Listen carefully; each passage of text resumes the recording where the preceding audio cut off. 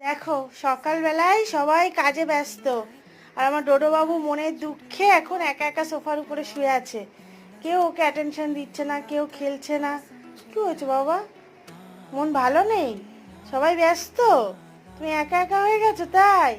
নিজের খেলনাগুলো নিয়ে তো একটু খেলতে পারো। হ্যাঁ, কি হচ্ছে? ওরে বাবারে, ওরে বাবা লে, যেই বলেছি ডোডো সকালবেলায় কিছু খাবি আয়, যেই খাওয়ার কথা বলেছি অমনি সোফার থেকে লাফ দিয়ে এখানে এসে ঢুকে পড়েছে।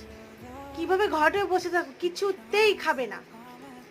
দেখো, খাবে না করছিল, যেই একটা বিস্কিট ভেঙে ভেঙে মুখে দিচ্ছি অমনি খেয়ে নিচ্ছে।